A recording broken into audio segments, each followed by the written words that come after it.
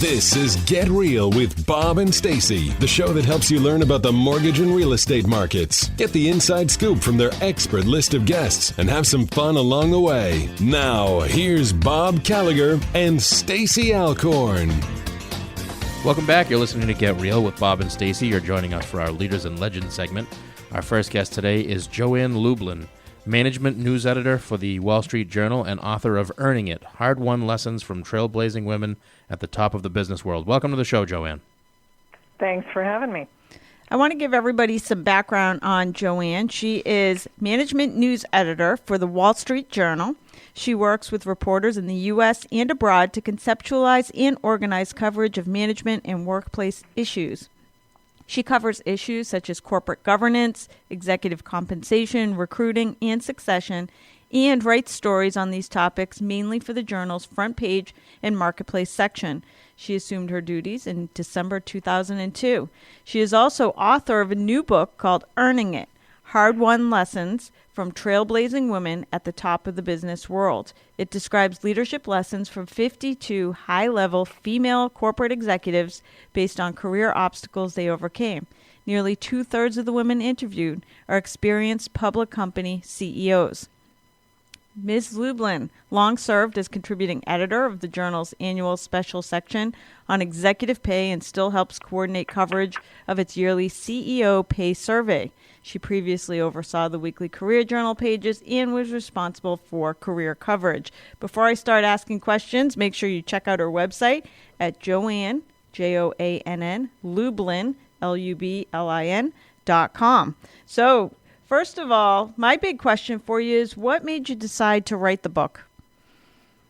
A couple things. I wanted to give back to our daughter, who was entering the workforce and not really that much aware of what had come before her in terms of the kinds of issues women had to deal with. I did a first-person essay aimed at our daughter for a Wall Street Journal blog back in 2008. And it was called Remember the Barriers. It described some of my early experiences as a journalist. And I got a lot of very interesting reaction to that essay. And at the same time, I've been writing about management issues for over a quarter of a century for the Wall Street Journal. And I had met, not a lot, but some pretty impressive high-ranking corporate executive women. So it was the combination of that essay that I wrote for our daughter and being curious as to whether other women had gotten into much higher level positions in corporate America than me, had also dealt with and overcame career obstacles of one kind or another and become better leaders. Wow, that's awesome. So what do you think is one of the more powerful leadership lessons that you share in the book? Well, given that a number of the women that I write about in the book had setbacks, not just professional but personal, and not just related to their gender, to me, the most important and common leadership trait that these women exhibited was resiliency. They were able to deal with life's misfortunes or their jobs setbacks and figure out a way to learn from that obstacle or that setback and become a better person or a better leader as a result. Or they figured out ways around the obstacles. So this ability to bounce back struck me as really important and pretty common. Wow. Take a punch. That's what you have to do. Yeah. So you talk about in the book, through the interviews, there are all different types of strategies for women for winning a management post. Can you talk about any of those strategies? Well, I think one of the more interesting one, and that seems to have resonance with a lot of people who have read the book, is when you're early in your career and are trying to get your very first management role, your very first supervisory role. And the theme of that particular chapter was called Bloom Where You're Planted. And the notion is to not necessarily be upset if the job you really were hoping to get is not the one you get when it's your first important move up into a managerial role. Because you know what? It might be instead an opportunity to really show what you can do. And the example that I deal with in the book involves Andrea Jung, who later becomes the very first woman chief executive of Avon Products. And in her case, She wanted to get promoted into one particular kind of supervisory role at a very big department store that we've all known called Bloomingdale's, where she had been a buyer, and she didn't get it, and instead was asked to do something totally different and a job that she really didn't want. And of course, she did wonderfully at it. Right. And so what she says in the book is that taking a different position than the one you really want, she said, quote, can end up being the very best thing that happens to you. And, what looks like a setback then can become a very integral part of becoming a better leader. I'm curious about, only because I've experienced this in the Boston corporate market and networking. I still feel that there is a good old boys network, that there are many high-level, top-ranking men executives who support and promote each other.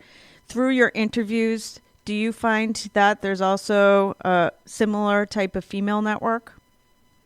Yeah, it's called the sisterhood. Love it. And that became very, very apparent when I talked to some of these women who have gone on to become corporate board members. And when they then get in the boardroom, whether they are a current or a former executive at that point in their careers, they become hugely outspoken advocates for getting more women into senior management at the company whose board they're on, and more importantly, or equally importantly, making sure that those women are paid equitably, paid comparably to the men whose level they are being promoted to. And often they're doing this without the individual executive woman being aware of it. Another thing that a number of these women were doing and are still doing is they're acting as door openers to recommend women for corporate board seats.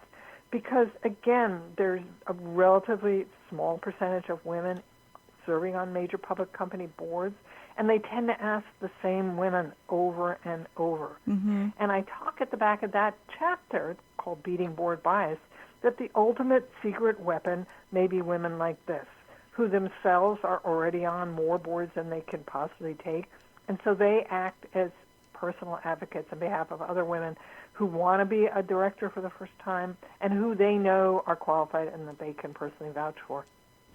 I love that. So I know you talk in the book about when it comes to pay negotiations in corporate America, you talk about a velvet glove. What is a velvet glove, and what does that mean for women? And that concept of velvet glove is one that is a really cool one because it applies not just to pay negotiations. Because I get asked a lot about, why is it then when men are, pretty assertive, they are praised as leaders, and when women are assertive, they are seen as pushy. And so the velvet glove concept is the notion that when you are negotiating on your behalf to either get a good pay package when you're hired or to get a better pay package when you're being promoted, is you do so from a position of strength. You figure out what it is that those who have had this job before made, those who are in similar positions are making. You're asking smart questions. You're going in completely prepared for the negotiation. So that's the sort of fist inside the glove. The velvet part is you're showing empathy for the other side, the person who's negotiating and you understand is working within some budgetary constraints. Okay, great stuff. For anybody just tuning in, we are talking to Joann Lublin. She recently authored a book called Earning It, Hard-Won Lessons from Trailblazing Women at the Top of the Business World. By the way, when it came to vetting the people that you were writing about, how many people did you interview? How did you select them? Well, I interviewed 52 high-ranking women, nearly, as you mentioned earlier, nearly two-thirds are experienced public company chief executives. These are women like Mary Barra, the chief executive of General Motors, Ginny Rometty, who's the CEO of IBM, and a number of well-known people. Anne Mulcahy's the first woman CEO of Xerox, Denise Morrison, the CEO of Campbell Soup, and she and her sister, Maggie Wilderotter, who's the former CEO of Frontier Communications, are still, as of this date, the only sisters to have become CEOs wow. of Fortune 500 companies. I got turned down by a number of women. I probably got turned down by about 15 or 20 women. Some cases it was because they were too busy, their current CEOs. In other cases, they didn't want to be pigeonholed as a female fill in the blank. Right. And That's totally interesting. understandable. Huh. I reached out to women who I'd already known, as I said, through covering management issues for a long time, women I had previously written about, or in some cases, women who had written books about their own lives who I thought, therefore, would be open to sharing additional insights with me. Wow.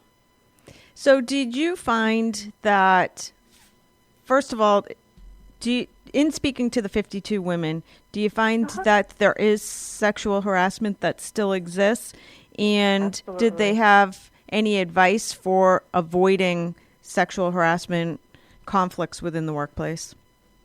I devote an entire chapter to that topic, and it's called Sexual Harassment Never Vanish.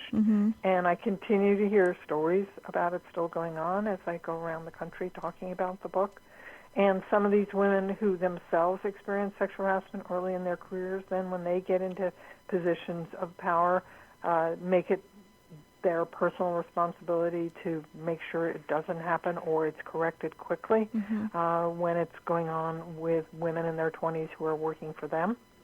And yet, at the end of that chapter and every core chapter of the book, I list key leadership lessons. And I've been asked about some of the tips I put at the end of that chapter. So, for instance, one of the tips at the end of the harassment chapter says, avoid office parties with heavy drinking, late business dinners, or other potentially risky venues. Excuse me, and I quote one of the 52 women saying, make sure you're not sending any signals that could be misinterpreted. So one of the radio shows I've been interviewed for, the interviewer said, I noticed that you put the responsibility on the women, the potential victims here. How much longer will it be before the onus is no longer on us as the women to avoid being harassed, as opposed to the onus being on the men, who for the most part are the harassers, which I thought was a really good question. That is so interesting. And I know that you talk in the book, too, about how it seems some women, their careers progress because they take on an impossible assignment within the workplace.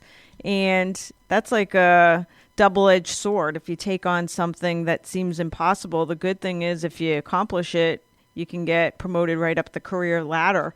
But it also seems like it could be extremely detrimental if you can't complete the impossible mission. That is totally true, and that's why there's a major theme in the book around the notion of, sure, you definitely got to be raising your hands for the Mission Impossible assignments, and these are the tasks that nobody wants to take. But you've got to make sure it's a calculated risk. You've got to weigh the upsides and downsides. You have to know what your would-be boss is expecting of you. What are going to be the benchmarks by which you're measured? And you also have to make sure that you're protected if it doesn't work out. There's a great story in the book involving Ellen Kullman, the former CEO of DuPont, who at one point, midway through her career there, she's highly successful at DuPont. She's asked to start an entirely new business for DuPont. They'd never, ever done this before. Safety consulting. And she's not given very specific marching orders. There's no promise of a budget, no promise of staffing, no promise of anything other than, this is something that's important for DuPont. And she decides to take it because she makes sure she gets a get-out-of-jail-free card. She persuades the CEO, and he does this, that if things don't work out after 6 months, that she will get a transfer to a comparable job to the one she gave up. And the one she gives up is running a huge business unit at DuPont with billions of dollars in revenues and 2,000 employees. Wow. And by the way, she makes it a flaming success, of course. Right. And then, during the 4 years she's running this new business, it has a compound annual growth rate of 15%. Wow. She's then asked to build another new division, and then in 2009 she takes over as CEO. Wow. That's impressive. Yes. Did you find any women that spoke of, sometimes I feel like, at least in Boston, in the business world, sometimes women are not so friendly to each other. And it seems like sometimes you have to go through men if you want to advance on the career front. Well, I think at the end of the day, given the current state of play in corporate America, whether women are friendly to you or not, you still need men, and you need men probably Correct. more than you need women. And you need men to be your corporate sponsors. You need women to be your corporate sponsors too. But a sponsor is somebody who is going to put their professional reputation on the line on your behalf because they believe in you and because you've done things for them that prove that you're helping support their own advancement. And so, there always are going to be workplaces where women don't support women. There are workplaces where men don't support men. It's an individual thing that is part of life in the world of work. But the point is to look for advocates and look for ways to neutralize your opponents. And again, that's a major theme in the book. There are many of these women in this book who end up supervising men who've never had a female boss or never had a female boss they liked, and essentially say, I'm not going to work for you. So how do you deal with that? Right. And so those are issues that we all have to work through, and there's a lot of advice about that in the book. Wow. And last question for you, because we need to wrap up. I'm not even in corporate America. I own a business and I'm an entrepreneur, but I find that it seems like the lessons apply to any female trying to get anywhere in business or life. So is it just aimed at corporate America or any female? And it's not just aimed at women either, because, like I said, when I started out, I thought the main focus of the book was going to be on gender bias and how they had overcome that and become better leaders. But it became really clear pretty early that the women I talked to were experiencing the same things that men experience who are trying to advance in their careers. Right. Didn't get the job they wanted straight out of school, didn't get the promotion they wanted, got fired when they thought they were doing a good job, right. Didn't get along with certain people, didn't get people to cooperate. And so at the end of the day, it really is a leadership book that applies to men and women, but more so obviously to women, and more so to women early and midway through their careers, both who have worked at large companies and at smaller companies, because I did interview a couple of entrepreneurs, and then there were people like Ellen Coleman who were, in effect, an intrapreneur. Right. She had to start a business from scratch, albeit within the confines of a larger company. Wow. Great stuff. Exciting book. Again, this is Joann Lublin, and her book is Earning It, Hard-Won Lessons from Trailblazing Women at the Top of the Business World. You can find Joann at her website, Joann, Joann, Lublin, Lublin.com. Thank you so much for joining us today, Joann. You're welcome. We're going to take a quick break. We'll be back with more Get Real after this. Bye-bye.